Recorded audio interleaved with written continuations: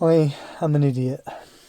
After the Welsh lockdown of 2.5 weeks, the van had been sat here. We'd had some very cold nights and it wouldn't start, and the immobiliser sounded to say it wasn't happy. So I assumed the battery was dead, because that's what normally happens. Took the battery out and plugged it into the battery charger in the house. And I didn't read the instructions. I plugged it in, all the lights lit up, and I thought, oh, well, clearly the battery's, it's got a charge then, it's not discharged. And then checked it with the voltmeter.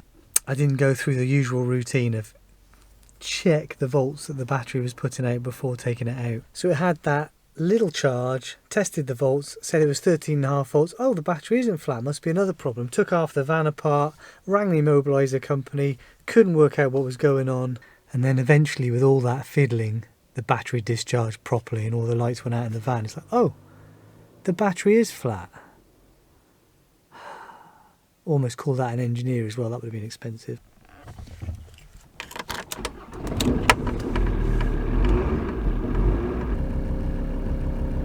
The van is fine. I am an idiot.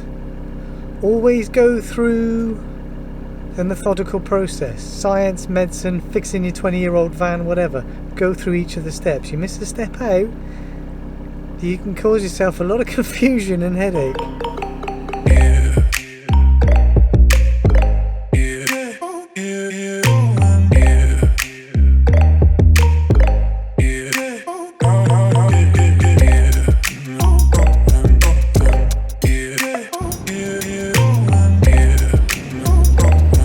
There's a big rock pool at the bottom of all the routes today. This changes because the sea moves the sand around, so maybe we won't do these today. Don't know. 6 is in the middle there, so a bit harder. There's a waterfall running down that chimney.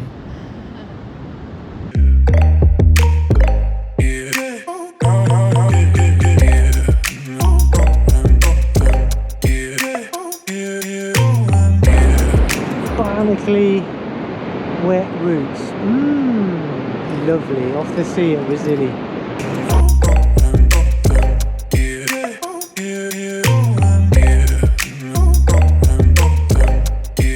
We're doing short routes because our hands are frozen already halfway up the first route.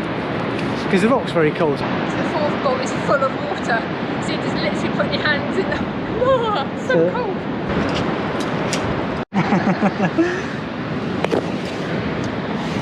It's not too bad actually, it's quite nice. It's a little bit wet in places, but there's...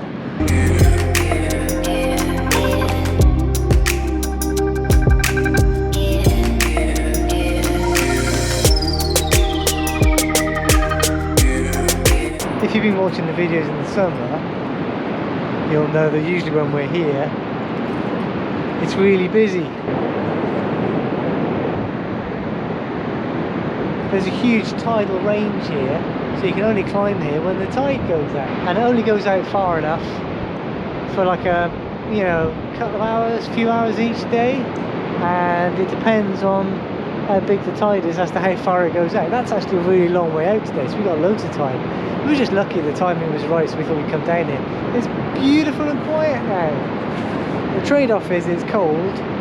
It's actually not that wet because there's a strong westerly wind blowing and it's dried out most of the rock.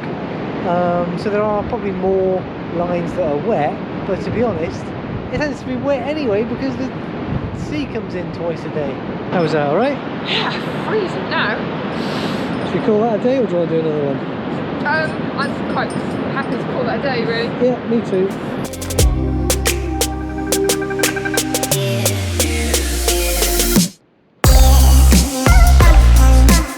We braved in, we went climbing indoors as well this week for the first time since what, February? Yeah, probably. So we went, as soon as it opened there was nobody else there except for the instructors.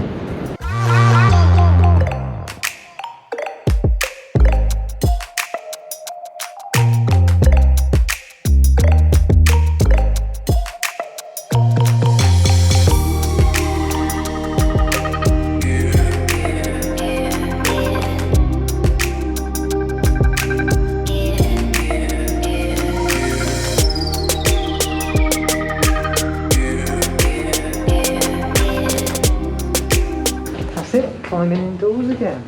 It's been like 8 months.